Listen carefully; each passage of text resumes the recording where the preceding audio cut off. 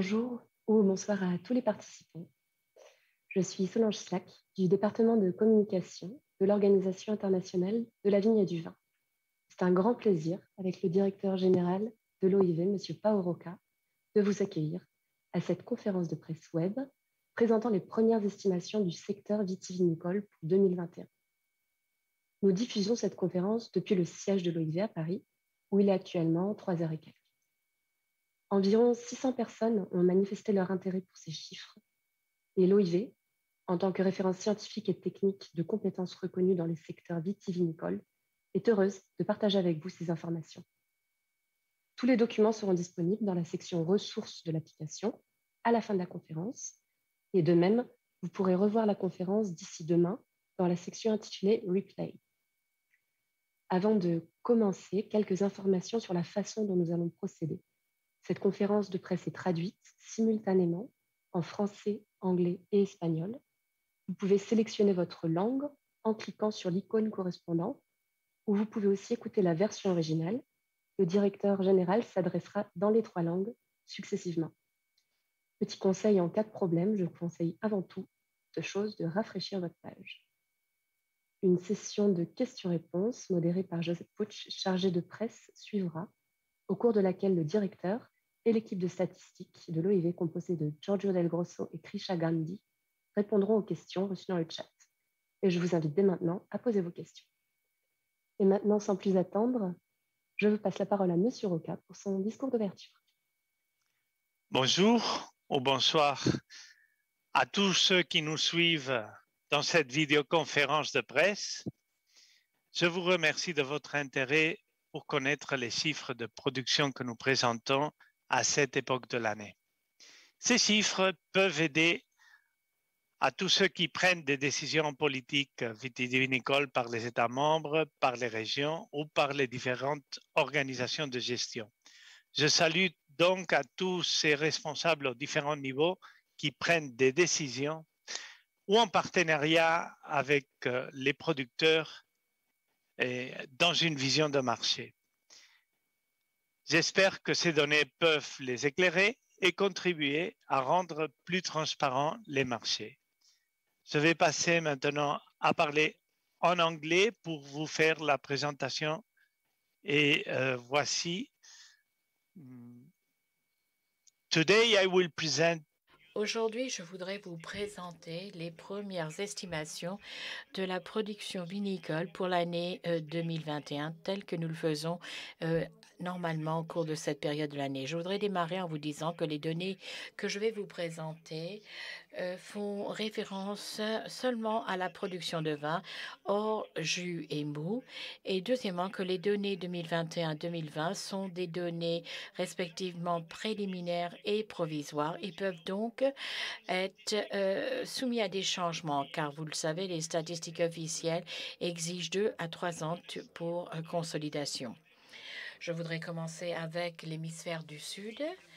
Et vous savez qu'en ce qui concerne la production de cette année, nous parlons de 59 millions d'hectolitres, ce qui est la production vinicole la plus élevée de tout temps, et cela représente à peu près 23% de la production de vin mondial. Après une forte baisse de la production de vin l'année dernière en raison des conditions climatiques défavorables, 2021 a vu une augmentation importante dans tous les pays principaux producteurs de vin.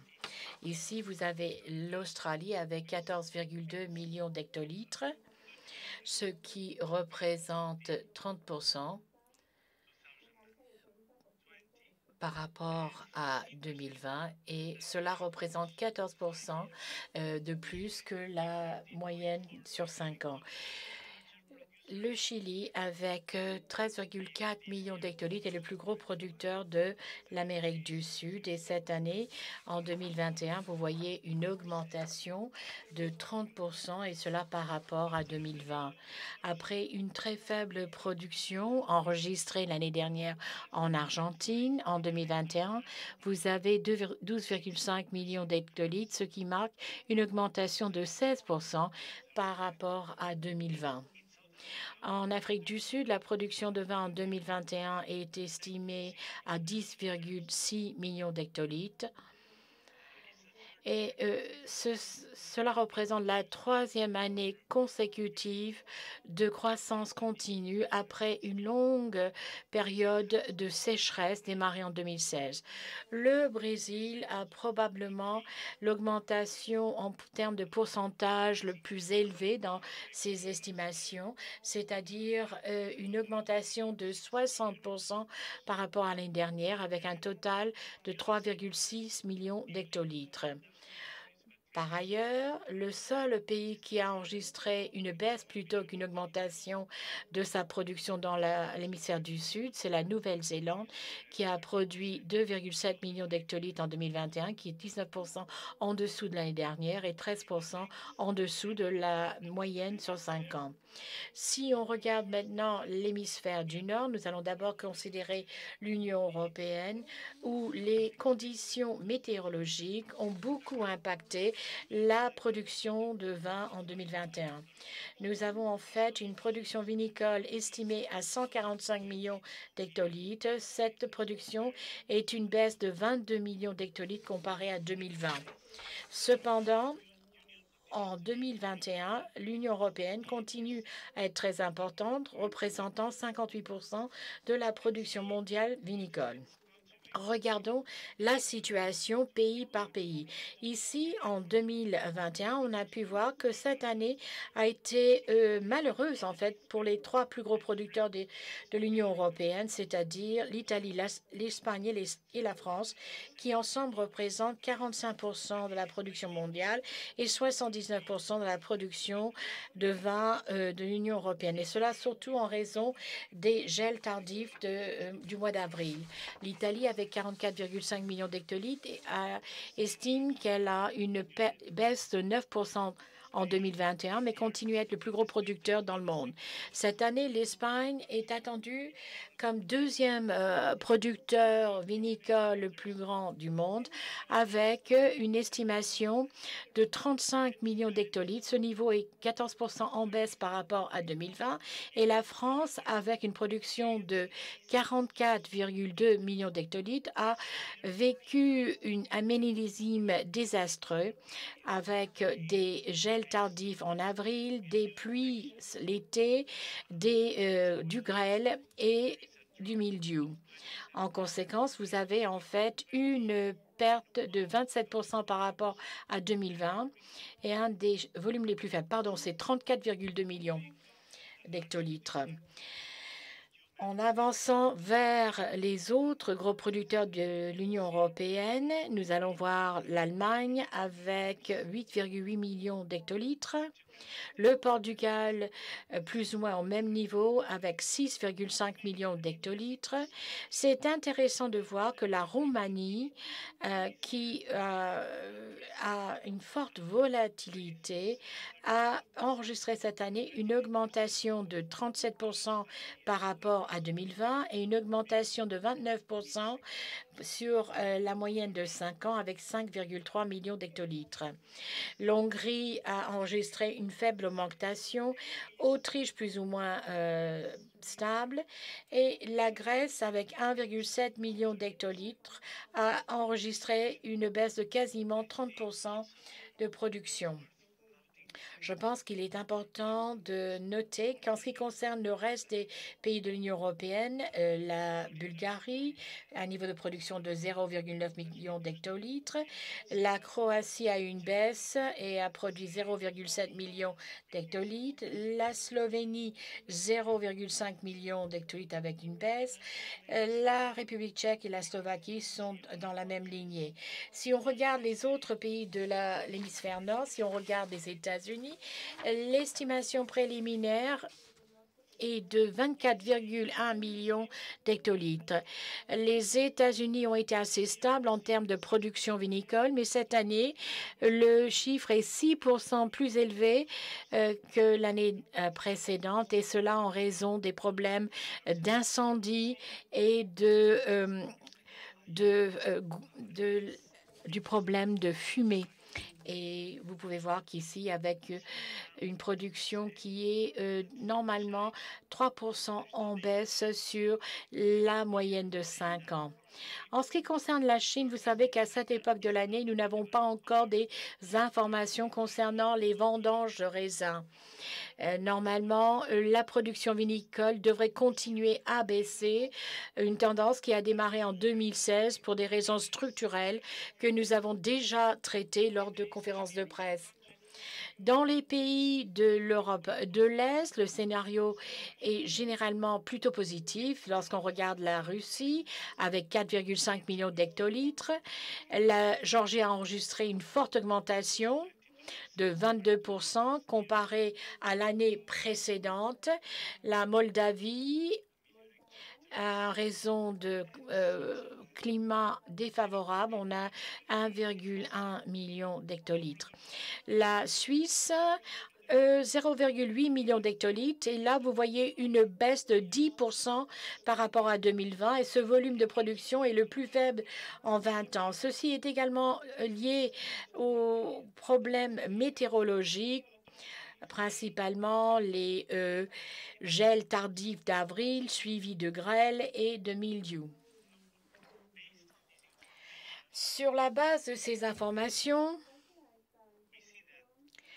nous pouvons voir que nos estimations sont entre 247 millions d'hectolitres et 253 millions d'hectolitres, avec un milieu de fourchette estimé à 250,3 millions d'hectolitres. Donc, la production vinicole de 2021 peut être considérée comme étant très faible, seulement légèrement au-dessus de la production historiquement basse de 2017. Cette année, le volume est estimé à avoir chuté de 4% comparé à 2020, qui était déjà une année en dessous de la moyenne. Comme nous l'avons vu, c'est le résultat de conditions climatiques défavorables qui ont eu un impact sévère sur les principaux pays producteurs de l'Europe cette année, et cela a été que partiellement contrebalancé par la bonne performance des pays de l'hémisphère sud. C'est la troisième année consécutive que la production mondiale de vin est en dessous de la moyenne. Cependant, l'impact de cette baisse sur le secteur mondial du vin n'a pas encore été évalué en raison de la grande volatilité et l'incertitude créée par la pandémie de COVID-19. Je vais maintenant passer à l'espagnol, et cela afin de présenter mes conclusions. El año 2020 fue un año de reacción, pero el 2021 será... 2020 était une année de réaction, mais 2021 sera une année où nous serons derrière nous les réponses d'urgence. Et nous allons nous concentrer sur la planification du futur. Le monde post-Covid ne sera plus le même qu'au début de 2020. Il y aura beaucoup de changements permanents que nous devrons considérer. En général, le secteur vitivinicole a réagi mieux que ce qu'on attendait pendant cette crise. Si nous regardons en arrière, au cours des premiers mois de la pandémie, la plupart des analyses pronostiquaient un scénario très négatif pour le secteur vitivinicole mondial, étant donné sa forte dépendance sur le canal Horeca et de son interconnexion que nous avons avec les exportations. Cependant, ce que nous avons observé, c'est une extraordinaire capacité d'adaptation au changement. Le secteur n'a pas seulement été résistant, mais également il a été créatif au moment de surmonter la pandémie. En nous basant sur ces considérations, nous regardons le futur avec un certain optimisme. Bien sûr, beaucoup de vignobles et de distributeurs ont souffert de grandes pertes financières. Mais en même temps, cette crise a été très stimulante pour l'innovation numérique dans l'industrie, la diversification des canaux de distribution. L'exemple le plus remarquable est cette transformation immédiate et globale qui a permis aux consommateurs de comparer Et parce que le e-commerce est spécialement approprié pour le segment du vin, qui est fragmenté par nature. Et en tant que tel, la catégorie est fortement représentée dans les marchés en ligne. Si au total la distribution de toutes les boissons alcooliques, le vin représente 14%, et quand nous regardons sur le e-commerce, ce pourcentage passe à 40%. Et c'est très important à voir. Ce canal génère plus de revenus, plus de portée, plus d'engagement, et maintenant il est arrivé pour se maintenir. Cependant, comme nous l'avons vu intérieurement, le secteur s'affronte à un problème bien plus important que la pandémie, qui est le changement climatique. Les anomalies climatiques acquièrent une régularité, une fréquence de telle sorte que si, de toute façon, il faut les traiter de façon comme des urgences catastrophiques, il faut commencer à prévenir ces effets. Il n'y a pas de vaccin pour le climat, mais il y a des solutions à long terme. Ces solutions vont impliquer un grand effort en matière de pratiques durables pour la culture de la vigne et l'élaboration du vin. Et il faut incorporer cette durabilité. À l'OIV, nous comprenons que c'est une nécessité impérieuse qui est d'orienter ce secteur vers ces importantes questions. Et c'est la raison pour laquelle nous avons dédié 3 des 6 axes de notre plan stratégique à la durabilité, et comptons sur un groupe d'experts qui se centrent exclusivement à problème du changement climatique. Il ne faut pas non plus sous-estimer le rôle de la numérisation pour aider à trouver des solutions à ce problème. Au cours de ces dernières années, il y a de nombreuses recherches et d'initiatives qui ont lieu dans ce sens. Par exemple, nous avons eu notre attention attirée par le projet MedGold, qui est mené par l'Union européenne conjointement avec certaines entités privées. Ce projet consiste en une plateforme qui transforme et passe au crible les données du satellite Copernicus pour proposer des services agroclimatiques et pour prédire la variété climatique et améliorer la prise de décision face aux défis de ce changement climatique. Et c'est un des nombreux exemples que nous pourrions citer. En ce sens, l'OIV a le plaisir d'annoncer l'initiative scientifique que nous sommes en train de mener dans cet domaine. Le 24 novembre prochain, nous allons organiser un symposium numérique en ligne qui va se centrer sur les défis et les opportunités, les futurs scénarios de la transformation numérique dans le secteur de la vigne et du vin. Vous êtes tous invités à y participer, et je vous le répète, c'est le 24 novembre de cette année. Même si la conférence de presse d'aujourd'hui parle de la production du vin, j'aimerais partager avec vous certaines idées sur les tendances de consommation que nous espérons pour 2021 et qui sera l'objet d'une prochaine conférence de presse en avril. La prévision de la demande est difficile, spécialement aujourd'hui, étant donné les séquelles de la COVID-19 en termes de récession, d'interruption des voyages, du tourisme et les changements durables du comportement d'achat qui sont très difficiles de prédire. Cependant, mais en général, nous espérons que la consommation mondiale augmente par rapport à 2020. Même si la réduction de la consommation en Chine pourra avoir des effets permanents sur les différents niveaux de consommation mondiale. Mais les autres pays, nous espérons qu'ils remontent vers les niveaux antérieurs à la pandémie. Les données du commerce international peuvent apporter certaines idées dans cette direction, c'est-à-dire les données que nous avons analysées jusqu'à présent au cours des 6 premiers mois nous confirment cette tendance. Au niveau mondial, le commerce international présente de bons signaux, puisque nous voyons que les interruptions de la chaîne de fourniture commencent graduellement à redevenir normales. Si nous regardons les exportations de vin, au cours du premier semestre de 2021, on a enregistré 9% de plus en volume et 21% de plus en valeur par rapport aux premiers 6 mois de 2020. Ceci, on pouvait s'y attendre. C'est mieux que ce que nous attendions en fait, parce que réellement, la valeur croît plus que le volume. Mais ce qui est plus surprenant, c'est de voir la comparaison que nous faisons avec le premier semestre de l'année pré-pandémique de 2019. Et nous voyons qu'il y a 4% plus en volume et 6% plus en valeur. C'est-à-dire que tout ceci montre que le commerce mondial du vin pourrait avoir un rendement mondial meilleur même que celui de la période pré-pandémique. Et ce phénomène se manifeste en fonction des vins par catégorie. Par exemple, par rapport aux vins mousseux, les données montrent une croissance très forte, surtout due au retour du champagne sur le marché, avec une prévision de 305 millions de bouteilles. Un total qui fait que le marché, non seulement va récupérer les niveaux antérieurs à la crise, mais va les dépasser. Et un autre facteur clé est la récupération prévue du tourisme œnologique. Le Covid-19 a eu un impact sans précédent sur l'arrivée de touristes internationaux.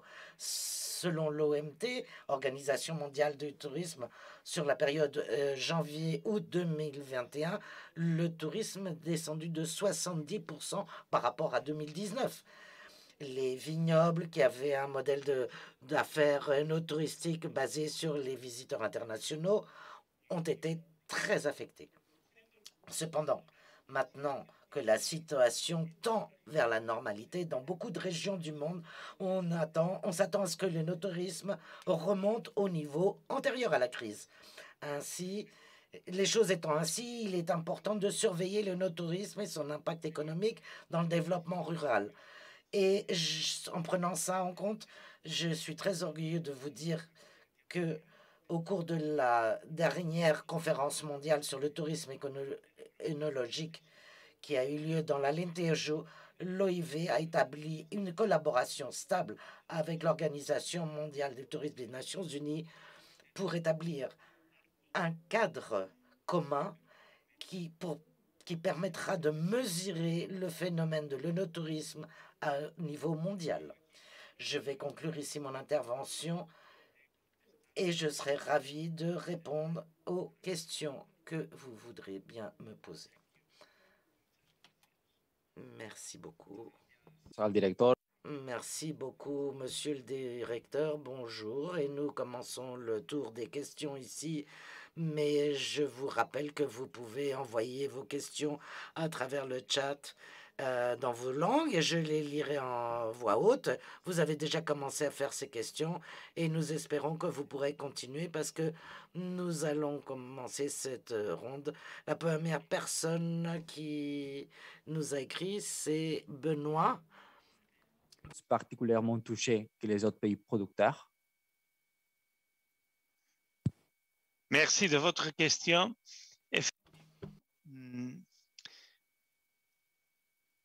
Il y a eu une réduction de la production, mais on ne peut pas dire que c'est un manque parce qu'il y a des stocks et aussi parce qu'il faut tenir en compte la chute de consommation qu'il y a eu pendant le Covid. Et par rapport à la France, elle est particulièrement touchée, évidemment, parce que la réduction a été énorme. Il semble que c'est la plus basse année de production depuis 1957. Et ça, c'est déjà une indication de ce phénomène. Daniel from China is asking us, treating climate. Daniel de China dit que traiter en fait le changement climatique en ce qui concerne les événements, quel est votre message pour les producteurs par rapport à la gestion de ces scénarios? Comment améliorer les choses pour avancer? Comme je vous l'ai dit, c'est des questions de prévision. Il faut utiliser tous les outils disponibles. En fait, ce que nous avons pu voir avec la numérisation, c'est la capacité à collecter des données, obtenir des données en utilisant l'intelligence viticole. On a plus de données, plus qu'on arrive à digérer. En fait, donc, avec l'intelligence artificielle et la capacité, je répète, à digérer les données, on aura des outils pour anticiper en fait les choses et ainsi réduire, atténuer les effets adverses de ce phénomène. En même temps, je crois qu'il est important de dire qu'il existe beaucoup de moyens pour contribuer à l'adaptation. Vous savez que vous avez la plante Vitis vinifera qui est très adaptable. Il existe un grand nombre de variétés. La génétique est tellement diverse que nous pouvons travailler sur cela, bien sûr. Il y a des pratiques également, des pratiques autres que nous pouvons mettre en place. Alors, nous avons beaucoup d'outils. Et en fait, il n'y a pas de crainte de délocalisation du secteur. Cela ne va pas se produire. Merci. Nous avons notre première question de l'hémisphère du Sud, Maria-Elena d'Argentine. On voit le phénomène de commerce qui, en fait, est-ce que vous croyez que cela va remplacer les autres canaux à long terme? Il est clair que tous les canaux sont en concurrence, les canaux de distribution. Mais ce n'est pas simplement de regarder la part prise. Vous savez que le commerce peut être plus créatif. Et je crois en fait, on cible un nouveau marché avec le commerce. Donc, le commerce, en fait, permet de contribuer à l'élargissement du marché. Le commerce ne grigne pas simplement des parts de marché à d'autres canaux, mais je pense que cela nous permet d'acquérir une autre dimension. Merci. Une question d'Argentine. Depuis le Chili, je suis José Blanco de Forbes. De quelle façon peut-on prévoir les dommages causés par le changement climatique? Et la deuxième question, comment la pandémie a-t-elle affecté et touché l'industrie? Merci. Effectivement, le changement climatique, nous le voyons tous. Nous n'avons jamais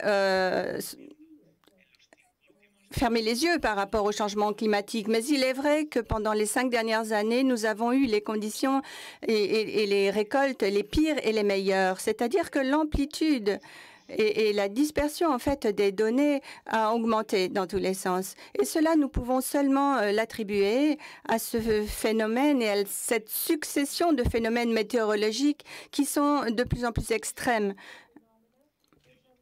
Ensuite, évidemment, la COVID-19 a énormément pesé sur le secteur, comme je l'ai dit précédemment. C'est un secteur dans lequel une grande partie est dédiée et se réalise à partir de l'hôtellerie et du tourisme. Et ces établissements ont été fermés pendant des mois. Évidemment, donc, les comptes des résultats de ces entreprises ont été très fortement impactés par ces conditions. Merci beaucoup. Nous continuons avec les questions dans le monde hispanique.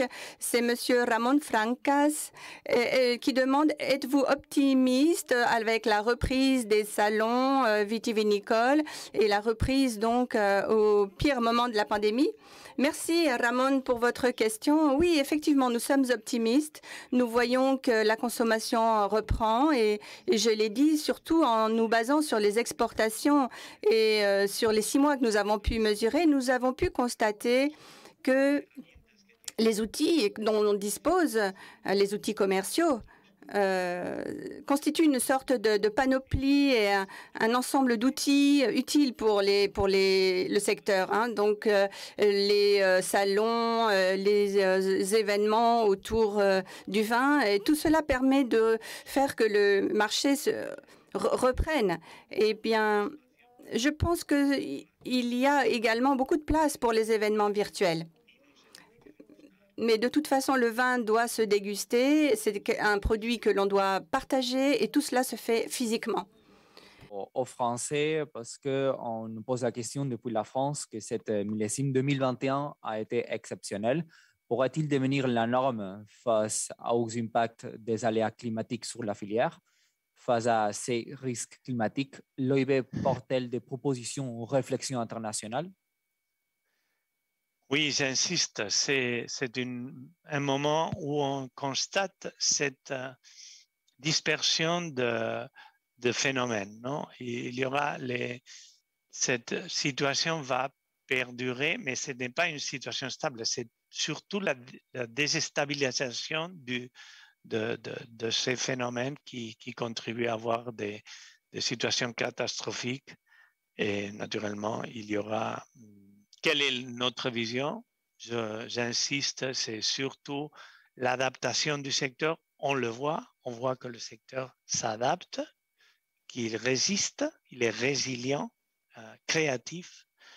Et en même temps, il y a des outils de travail et de prédiction qu'il faudra mettre au service des viticulteurs pour anticiper et pour avec toute cette information qu'on a, la faire devenir utile pour la prédiction et l'anticipation. Et aussi, en même temps, toute cette capacité de la vigne, cette diversité génétique, cette capacité qu'on a, c'est l'homme qui a créé ça, et c'est l'homme qui continuera à monitoriser, si on peut dire comme ça, cette richesse qui existe.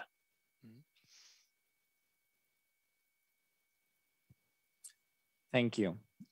Merci. Nous avons une question. Est-ce que l'OIV a en fait une idée de la consommation, une évaluation de la consommation?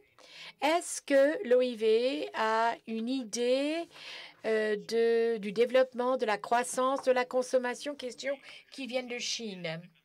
Nous avons pu voir que la consommation augmente, mais je ne vois pas la Chine revenir au niveau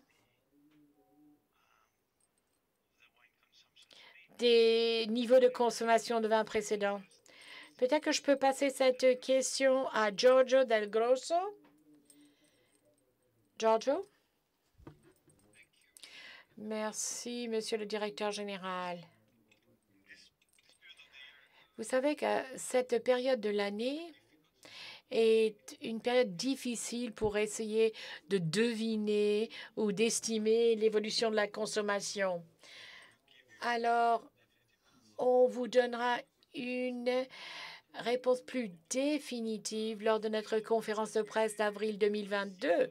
Mais en ce qui concerne les premiers signaux que nous recevons du commerce international, par exemple, ces signaux sont plutôt positifs, assez positifs. L'année dernière, on avait prévu une baisse de 3% de la consommation mondiale du vin. Nous pensons que la majorité des pays vont enregistrer un rebond de la consommation vers les niveaux pré-pandémie. Lorsqu'on regarde la Chine, en fait, la Chine pourrait ne pas revenir au niveau pré-pandémie. Et nous pensons que, en ce qui concerne 2021, on pourrait peut-être voir une augmentation de plus 2% par 2020. Et la différence serait en fait liée à la Chine. Merci. Merci, Giorgio. Donc, on revient à l'Espagne. Los 250 les 250 millions d'hectolitres prévus sont-ils suffisants pour répondre aux besoins du marché global et quel niveau d'équilibre attendez-vous? Oui, nous ne sommes pas du tout pessimistes par rapport à cela parce que d'abord, nous connaissons les données des stocks entre 1,4, 1,7, 1,4, 1,5 années de stock de vendanges stockées. Je veux bien parler de ça. Et d'autre part, c'est une année, nous avons passé une année avec une consommation plus réduite.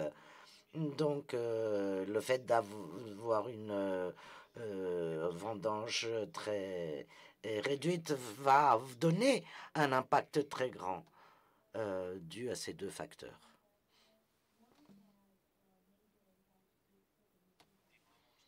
Nous continuons avec le monde hispanophone. Rafa Del Rey nous demande en disant que cette année, nous pourrions nous trouver face à, première hypothèse, une forte réduction de la production ou deuxième hypothèse, une forte demande après la crise. Et donc la question, quelle pourrait être la tendance sur les prix et quels sont sur les éléments premium du vin dans le monde?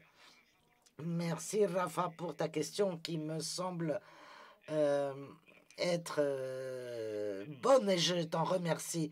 Mais je n'ai pas de réponse très concrète concernant cette théorie. C'est possible et c'est possible que l'on continue vers une plus grande segmentation. C'est très clair.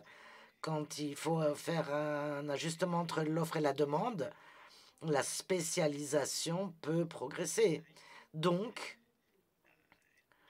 le poids de l'un contre l'autre, le poids des différents niveaux des segmentations de prix s'équilibre et cela permet qu'il y ait une ouverture vers les vins plus premium. C'est possible. Mais c'est une théorie. Merci de l'étudier dans le groupe d'experts dont tu fais partie.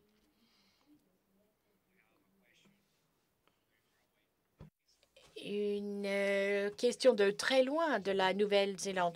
Comment la numérisation peut-elle limiter l'impact du changement climatique?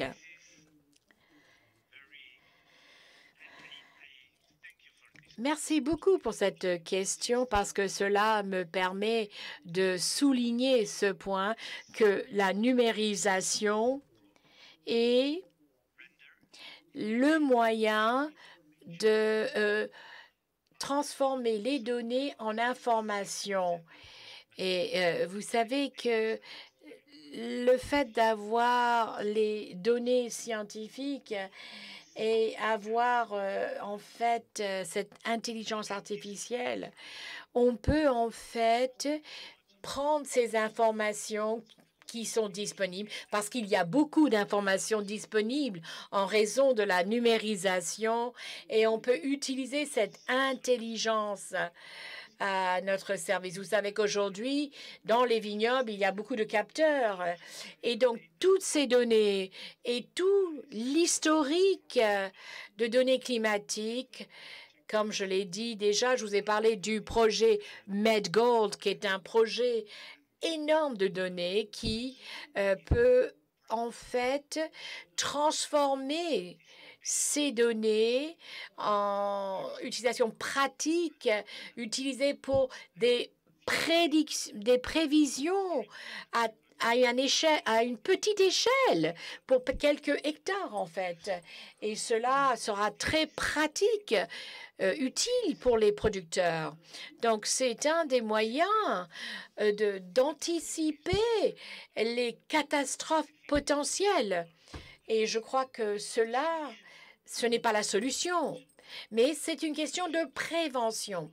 Les solutions viendront de l'adaptation des vignobles au changement climatique. Ce sont des solutions à long terme et donc ce sera en fait une adaptation technique. Merci. D'autres questions sur ce même sujet?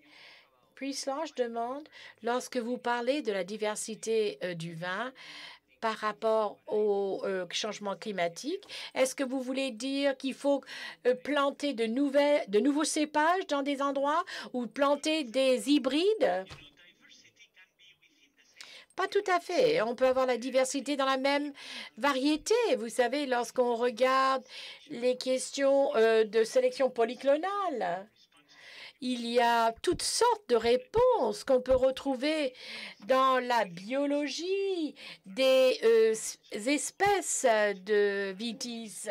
Il y a une grande variété dans vitis. On peut travailler sur cela. On ne peut pas fermer les yeux aux avancées de la science. Et je pense qu'il est temps d'adopter d'autres systèmes d'adaptation du génome de la vigne aux besoins. Vous savez que la sélection polyclonale est un des moyens et je crois qu'on peut également voir des clones intravariétaux qui ont une bonne performance. Et donc, je crois qu'on entre dans un monde fascinant. Merci. Y a-t-il quelque chose de stratégique pour la récupération de l'œnotourisme et quel est l'avenir de ce secteur? Merci, c'est une question pour laquelle que nous n'avons pas incorporé dans notre plan stratégique en tant qu'axe, mais nous l'avons quand même introduit parce que l'œnotourisme aide à développer le monde rural.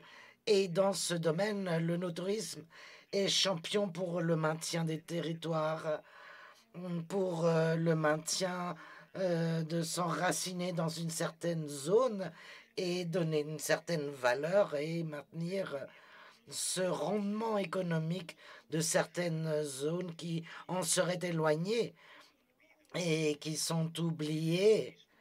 Et donc, l'œnotourisme récupère tous ces aspects.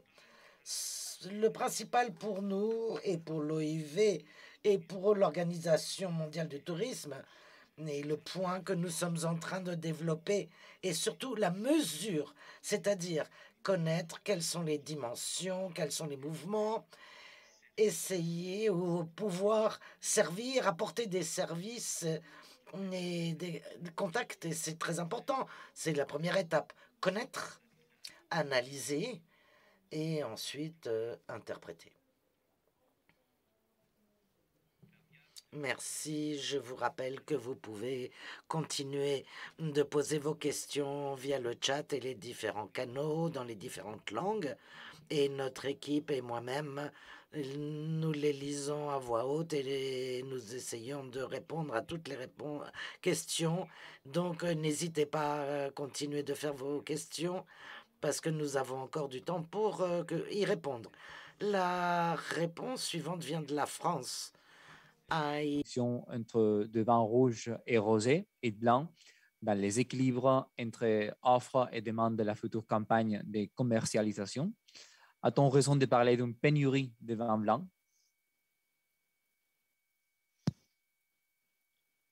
On va voir ça. Merci aussi de votre question parce qu'elle est très pertinente. Elle est surtout, elle affecte surtout la France plus que d'autres pays. Mais c'est vrai qu'il peut y avoir une pénurie de vin blanc. Vous savez que les stocks de vin blanc sont plus bas que les stocks de vin rouge. Ça, c'est assez général, cette règle. Je crois qu'en France, c'est la même. Ça arrive aussi. Mais je voudrais dire qu'on est en train d'analyser ça pour le prochain mois d'avril où on saura et peut-être je vais passer la parole à notre... il y a des connexions. OK. je voudrais lui passer. Mais en tout cas, aussi, il faut penser que cette année, il y aura une bonne production dans l'hémisphère sud, qui est un grand producteur de vin blanc.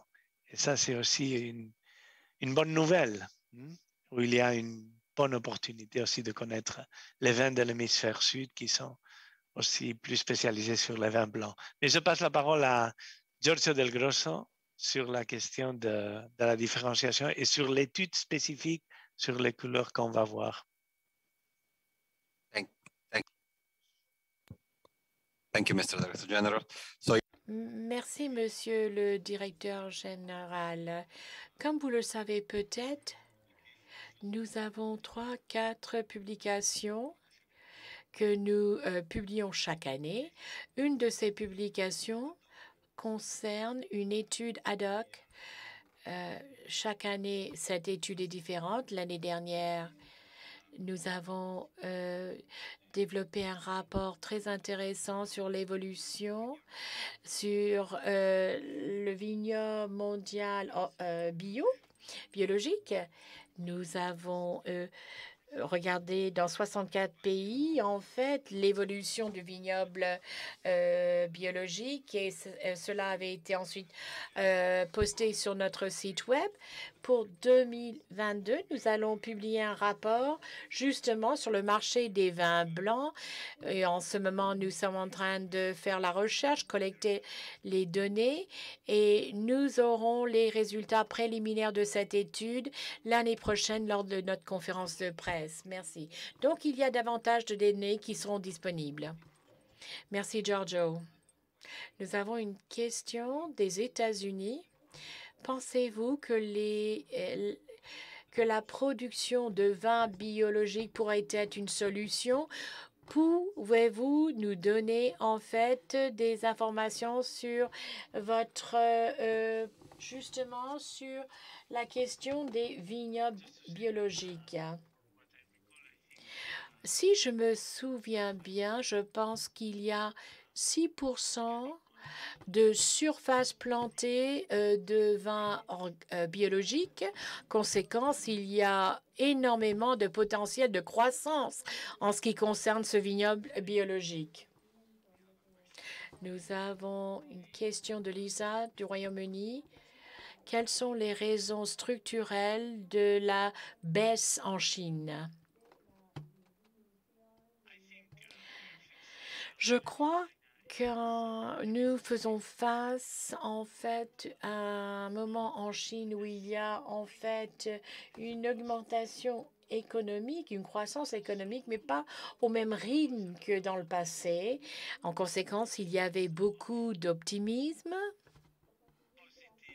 un excès de positivisme et ce que nous prévoyons en fait, c'est un retour à la réalité en Chine, c'est-à-dire que l'économie ne croît plus au même niveau, au même rythme. C'est un des facteurs.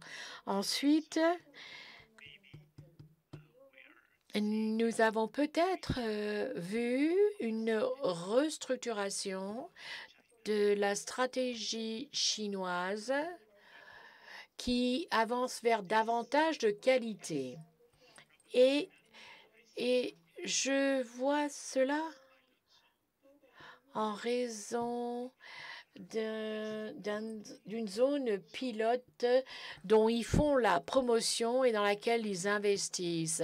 Je pense qu'ils essayent de faire de leur mieux pour améliorer la qualité et pour adapter les sites de production, les sols, ils font des études en fait au niveau morphologie également. Et je pense qu'à l'avenir, ils vont surprendre le reste du monde en produisant de très bons vins, ce qui n'a pas été le cas il y a quelques années. Et je crois que cela ne se passe pas lorsqu'on produit de façon massive. Je crois que en fait, les producteurs chinois deviennent plus matures Et je pense qu'ils avancent afin d'élaborer des vins pour satisfaire à la demande et de la même manière que beaucoup d'autres pays l'ont fait dans le passé. Bien sûr, ils suivent leur propre chemin et on verra ce que cela donnera à l'avenir. Il faut attendre et voir. Merci. Merci, Monsieur Roca. Peut-être une dernière question pour conclure cette conférence de presse. C'est Federico Castellucci qui demande si vous pensez en fait qu'une viticulture durable permettra en fait la durabilité de la vitiviniculture avec un système cisgénique. Merci. Je salue un de mes prédécesseurs, Federico Castellucci. Vous savez que c'est un moment où il faut ouvrir notre esprit et un moment où il faut être ouvert parce qu'on fait face à un moment très important, c'est-à-dire le changement climatique. Ce changement climatique a provoqué des désastres déjà, mais je crois que l'aspect principal consiste à ne pas délocaliser nos vignobles. Il est important que la valeur de nos sites vitivinicoles, nos espaces, restent là où ils se trouvent aujourd'hui parce qu'ils ont une grande valeur. Et je crois que la capacité des vignobles à s'adapter, parfois peut-être avec des possibilités transgéniques. Je pense qu'il y a des questions de méthode d'inclusion de gènes dans le génome. Et vous savez que cela a gagné un prix Nobel. Le CRISPR a gagné ce prix Nobel. Alors donc, il faut rester ouvert à toute solution. C'est une question de science. C'est la science qui nous indiquera le chemin à suivre. Merci.